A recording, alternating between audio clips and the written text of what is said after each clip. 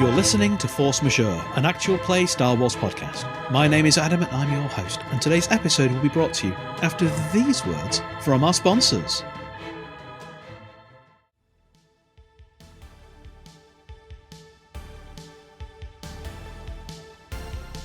Coming this year loader! You've seen him on the hit show The Galaxy's Most Wanted. Now he's got his own spin-off, with additional exclusive access behind the scenes of the guild and unedited interviews with the crew.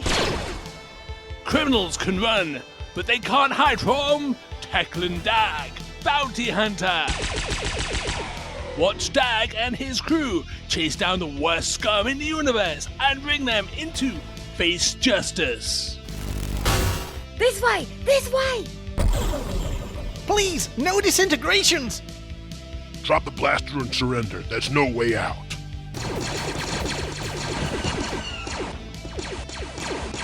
You ain't got no jurisdiction here, Sleemo. Your choice, bucko. Carbonite or corpse wagon? Stay down or you're getting the bat for mace. I'm innocent, I tell you. I'm innocent!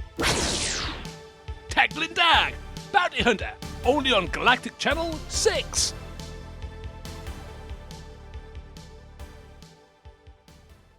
Hello everybody and welcome back to episode 29 of the Coldfire Chronicles.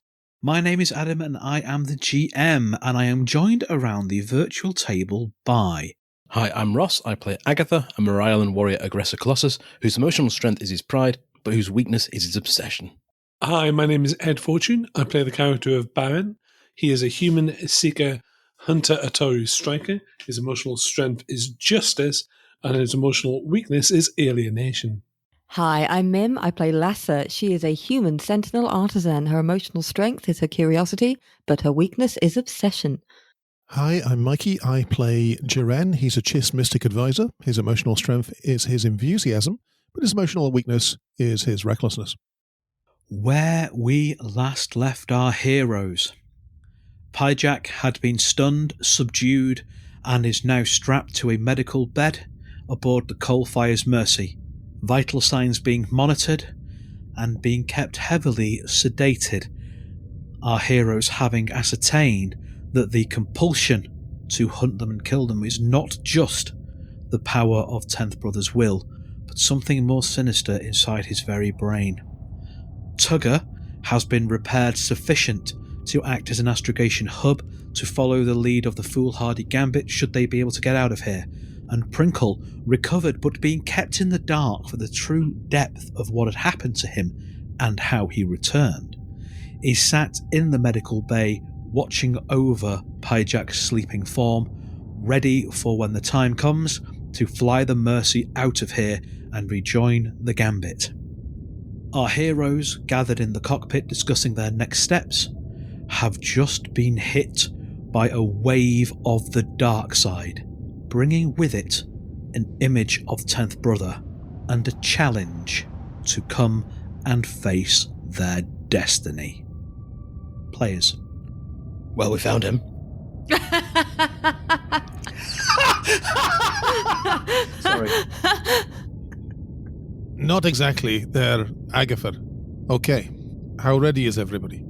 Well, my instinct is to seal off all the other chambers leading to that room and pump it full of gas. Well, that would be great, but we don't have the facilities to do such thing or the gas. I know there's no stupid solutions to anything, but let's just all keep it blue sky, eh? Right. Which is another way of saying I suspect he's got a better plan than that. This, it's a trap. Of course it's a trap. I look down at the clone armor we have. Agatha's not going to fit in this, is he? No. I start putting it on. I get that it's a trap. Okay, I absolutely get that it's a trap. But my question is, why did he allow us to get down here and treat Pyjak when he could have ambushed us on the way down to here? Because he wanted to kill a few of us with Pyjak and the stormtroopers. And in his defence, and I can't believe I'm saying that, he did ambush us on the way here. There were an awful lot of stormtroopers. I'll be honest, it's not been an easy ride so far. He's not letting us anywhere. We're fighting our way tooth and nail. I don't think when we get to him, it'll be an easy fight either, but I've got a sneaking suspicion that he's pushing us through all this, to push us through all this. And he'll want to kill us slowly because it'll be fun. I didn't know he wanted us dead. I thought he just wanted us. Well, who knows? Okay. Let's see what happens when we get there. Incidentally, I am not wearing this armor to make a cunning ruse to think that Pyjack is with us or anything like that. I'm putting the armor on because the man has a big glowing sword. Yes. Where is our glowing sword, Baron? At my hip, where it's been all the time. Excellent. I'm glad we're prepared for this. Baron points and goes, this is the lightsaber. This is the weapon that looks like the lightsaber but isn't. Okay. I'm open to suggestions on how we go up there.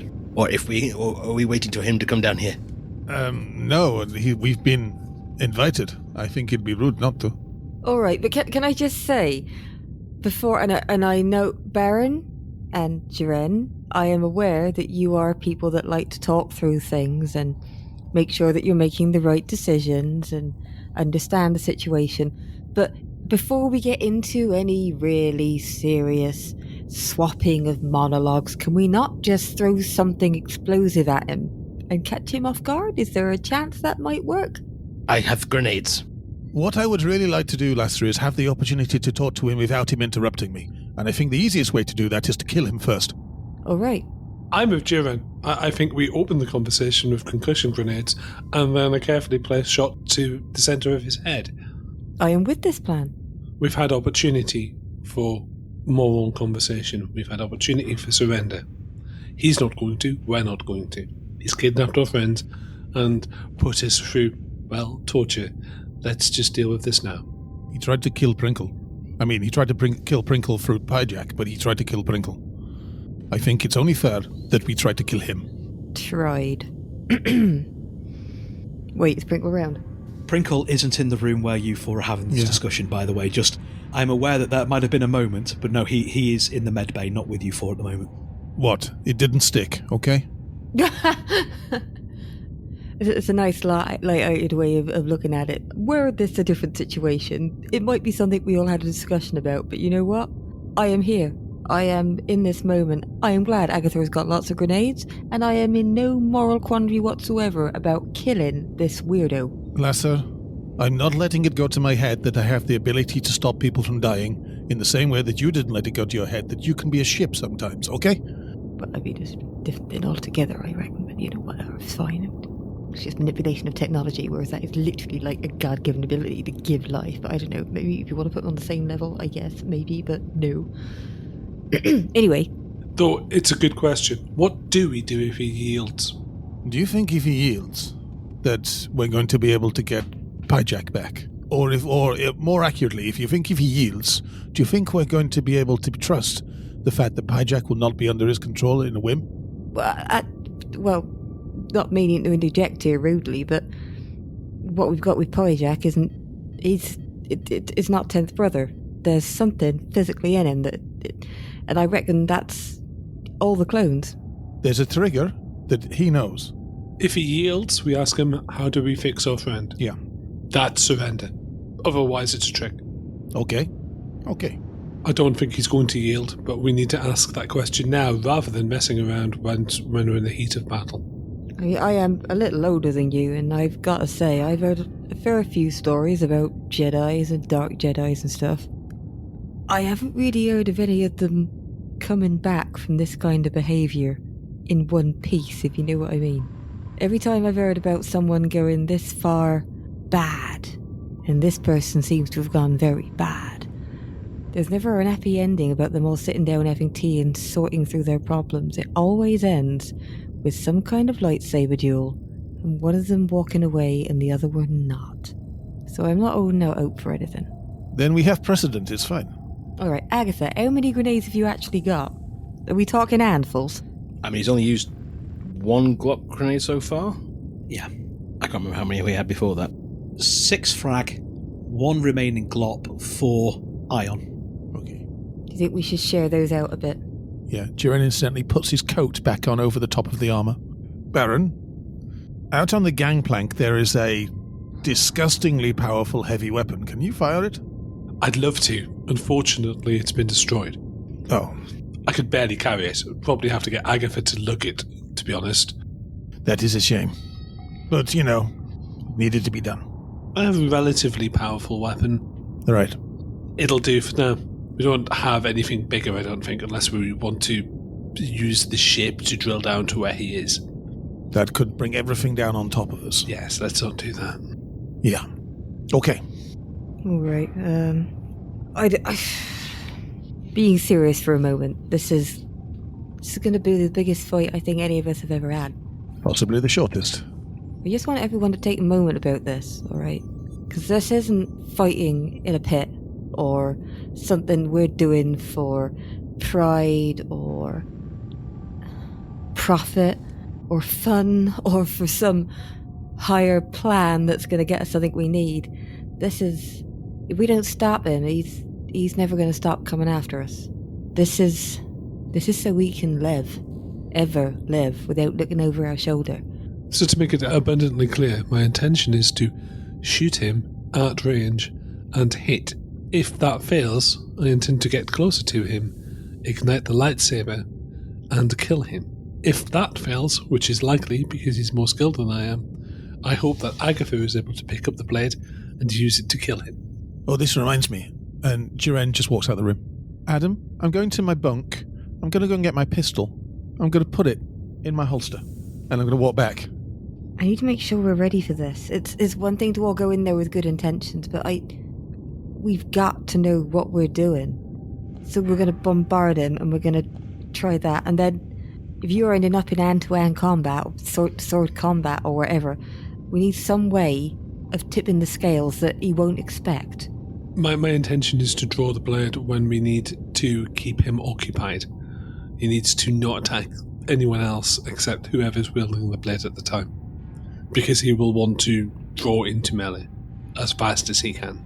I think if I focus hard enough, I can help make your weapons a bit more powerful, just for a short period of time as well. So if any of you see an opportunity where you think, I just need an edge, I just need a little bit more, I need you to yell for me, and I'm going to see what I can do there. I've not really tried it properly, but I reckon I might be able to help. I don't know. The technique that you have for disabling weaponry and such, would you be able to do that to his lightsaber? I've got no clue. Yeah, so if anyone thinks they might be able to do an edge, I'd rather do it when we know who's going to need it, whether it comes from a gun or a sword or a grenade or something, rather than go, it's probably going to be a lightsaber, and then be like, oh no, lightsaber's been smashed into 100 pieces. I can't do nothing with that. Boo. Well, if it helps, I'm probably going to use the Force to move the grenades to help when they throw them. All right. I don't think I can actually do anything with those. I'd be like, I need you to bang bigger. Go boom more readily. I don't know. Now, there's something else up my sleeve as well, but The only other thing I have is the Stormtrooper's rifle that I took. That's better than some things we have, right? Isn't it, Baron? I have no idea. Okay, so, right. Sorry, Lasser is starting to get a little nervous because this is a big fight, and there's nothing beyond it, if you know what I mean. Well, there is if we win. Well, yes, but nothing certain. We've been for the last 4 years. This has been our motivation and our pushing force for being together, because she would never have picked you guys as her friends. Let's face it. That this could change everything. This could mean that we're free. That's why she's getting a little over the top about it. Also, it would be nice if for the first time we all knew what skills we had and knew exactly how to use them when they would be needed. Planning? Really? What? I know what I can do. You're God, Adam. You can do whatever you want. Nope, I am strictly constrained by the rules, because otherwise it's not fair. It's just I happen to know exactly what I can do within those rules. I could reload the net gun, but that feels a bit of a Scooby-Doo weapon to have. I think potentially, however, reloading the net gun might be a useful kind of, because it gives him, he spends at least an action lightsabering his way out of the net. I mean, more likely he just dodges it, but I've always got my tools on me. She's at that level of nerves where she's literally picking up various spanners and wrenches and going, well, it's heavy, maybe it'll help, I don't know. Adam, whilst we're all getting ready and tooling up and doing this sort of thing, 4C, please. Okay. Make me a roll. So that's 1 white and 1 black, so I'll go for the 1 pip in white for my 4C. While the rest of the crew are making plans, while Jaren is strapping on the armour, while Lassa's checking her tool belt, while Agatha is redistributing the grenades for easy grip, you send your mind out, punching once again through the rotten fabric that is the influence of the dark side along here. And Beren, there is only one path. Gone are the branches. Gone are the multiple scents. There is one road, and it leads to a sinkhole of darkness. There is a gravity pulling you forward, undeniable. The steps that you need to take, the pathway you're walking down, is shadowed. It is not a step into the void. It is not a step into the sunshine. It is a grey road that teeters on a knife edge, whether the void or the sun claim you. And you do not know which steps to take. There is darkness all around you, some closer, some further away. But there is, as I say, this gravity pulling you forward, a destiny that waits. So, Beren, the character, is looking towards the light and trying to find the light. Ed, the player, is looking at the Sikh poetry, and it says, the Force user allows the will of the Force to lead the way to something lost or forgotten, and the lost or forgotten thing he's looking for right now is hope. I know it doesn't work that way, I just thought it was a nice way of putting it. Oh. I like that. It is there. There is a chance. The route is inevitable. What you find at the end of that path, however, remains in flux. You know that it is not a path you can walk down by yourself, but the whole of your friendships is greater than the sum of its parts. Together, there is a chance you may prevail. There is hope there. You wake up. Beren comes out of his fugue state, and you've seen me do this before. You know what it looks like. You know when I've had this kind of moment. So let me be very clear. There is no way we can avoid this confrontation. There is no route we can take. There is no path we can take. There is no trick. There is no idea or cunning plan that will stop this fight from happening. However, there's hope. There's light. It's far away right now because the inevitability of conflict is so great. But we have, if we stick together, hope, a chance. And this is a true thing. No offense to Jaren, but this is not me giving you a motivational speech. This is just the truth of the Force. I don't know how more clear I can make it. And with that, he gets back on with fettling with his gun. All of my speeches are true. All of them. I don't just manipulate you like a marionette. So everything I say is motivational, but also true, I think. I have been very inspired by all of you. You are an inspiration, Jaren. I don't like this armor. It's pinching in strange places. Can we go and do the thing? Okay. All right. I'm just going to do one extra thing. Not that I wasn't listening to your inspiring speeches. I haven't started yet. But she's going to have some bags of what we'd refer to as odds and sods in the UK, bits and bobs, stuff like that. Specifically things that can be thrown. And everything you're saying is very important and it means an awful lot to me, actually. I'd just like you to know that. But Agatha, I've got an idea. When you throw your grenades, right? Yes. I've heard about all weird sorts of stuff that people can do. But when you throw grenades, would it be, or do you think it might be, a bit more difficult for them to avoid them or do anything about them if I'm throwing some kind of fake grenades as well? Because then they might not know which things they need to focus on. They won't know which way to run for cover, certainly. Right. I've got about... Adam, would you say 4 or 5 is a perfectly reasonable number? Yeah. Right, cool. The amount of scrap and bits of stuff that Lassa's got in her workshop on the Mercy, assuming you're just filling your pockets with nuts and bolts and bits and bags. I've had to spend a little bit of time putting them in things that might, at a rush, be considered. So literally like, I've got a glass jar, and she's quickly sprayed it silver. That kind of low-tech in a pinch. The only question I will ask is this. Mm-hmm. You've already spent quite a lot of time trying to fix Tugger. How long do you want to be doing this for on the Mercy? Not long. Not long at all. So for a not long, you can fill your pockets with stuff and throw that as like a chaff screen. But if you want to build anything more decoy-wise, then you will need to take some time. I also, Baron sees this going on and says, Lassa, why not just throw a grenade? Because I'm not the most accurate person. This is... Doesn't matter. Well, they're grenades. Grenades are for people who are not the most accurate people. That's the point. The point is he can't parry an explosion. He also can't parry... He can't push away more than one thing. Well, I don't know, personally You'll have to make a choice. I didn't think anyone could parry a laser blast, but I'm guessing the Jedi of old did. Took a lot to kill him. I don't know. I don't know what he can do. I don't know what to prepare for. Lasser, don't make me calm you down. Throw a grenade.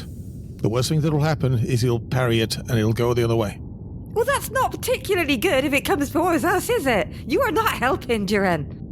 We're throwing grenades anyway, Lasser, aren't we? What's the point in throwing just one if you can throw two?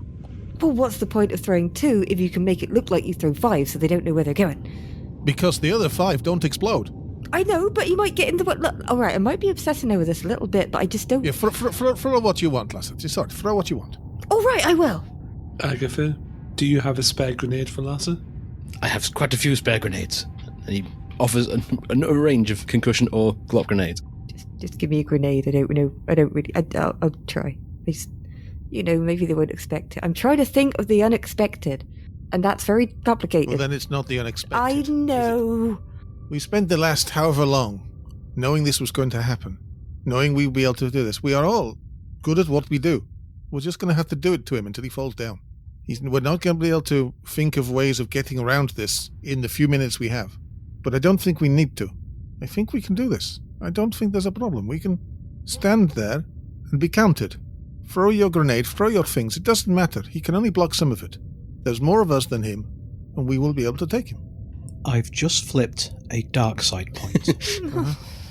As once again, that tidal pull of darkness drags at your soul. Everybody take one strain. Oh, what? And he's getting frustrated. Can you see? I'm frustrated. You don't need why. We need to move on. To quote, of all people, my sister, we need to shut up and fight.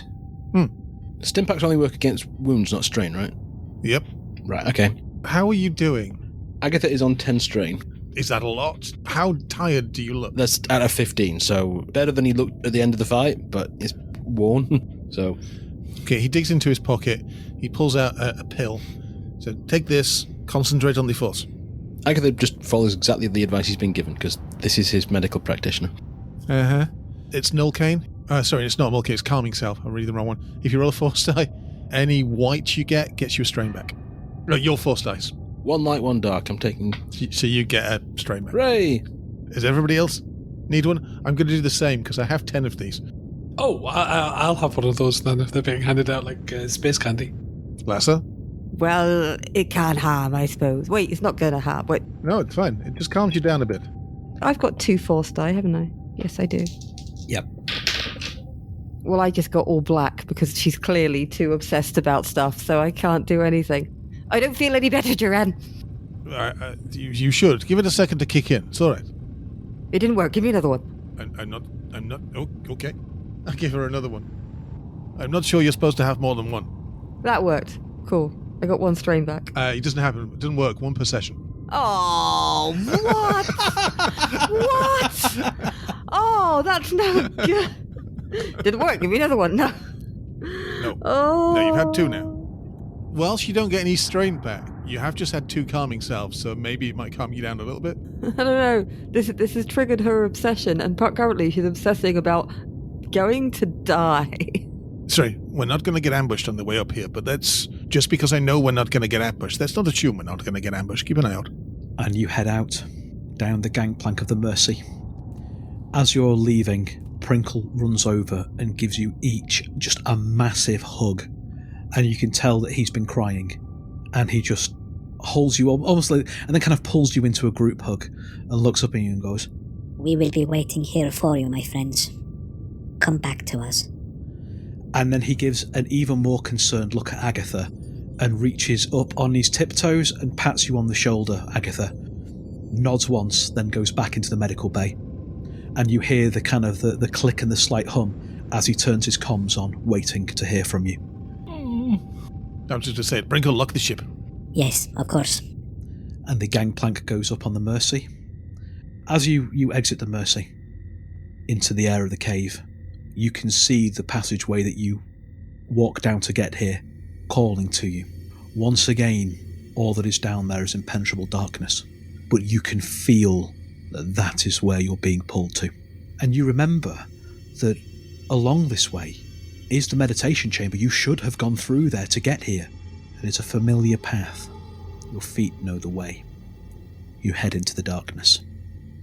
A set of rough-hewn steps comes into view through the darkness leading up. You follow them through a hole in a wall. To call it a doorway does a disservice to doorways. It is a wide crack, and the room beyond is lit from somewhere. You can't quite place where, but is lit with a dull reddish light, like candles that are about to burn out. Just enough to see, not enough to see well. It is the meditation chamber. It is larger than you recall. You can't see the walls, just the circle in the middle. There are strange outcroppings of shadow and rock in places you don't recall there being. Standing in the centre of the circle, waiting, blade extended, you finally see 10th Brother in person. And that is where I'm ending the episode. I wasn't breathing, Adam. That's not fair. Thank you very much to my players. Thank you very much to our listeners. That's a little bit of a shorter one, but I couldn't think of a better place to leave it. And we will see you for this final confrontation next time.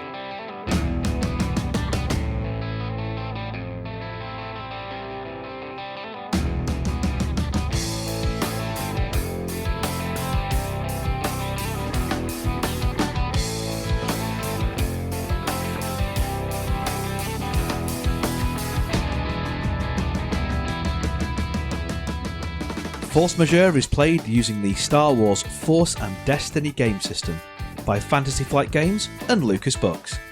Our intro music for this season is Unholy Night by Kevin MacLeod, and our outro music remains Suburban Outlaw by Forget the Whale, both used with gratitude under the Creative Commons license. If you like the show and want to interact with us, we are on Twitter, we are on Facebook, we are on Instagram, all of which are at Force Majeure Pod, though Twitter is probably where you're going to find us more regularly. If you enjoy what we do and want to support the show, there's 3 ways you can do that. The first is via our Patreon at patreon.com/forcemajeurepod. The second is by buying us a coffee at ko-fi.com/forcemajeurepod. And the third way is by rating and reviewing us on iTunes, Google Play, Stitcher, anywhere where you can find us. We really like reviews. It tells us that we're telling the stories that you want to hear and helps other people find us. Thank you very much for listening. We'll see you next time.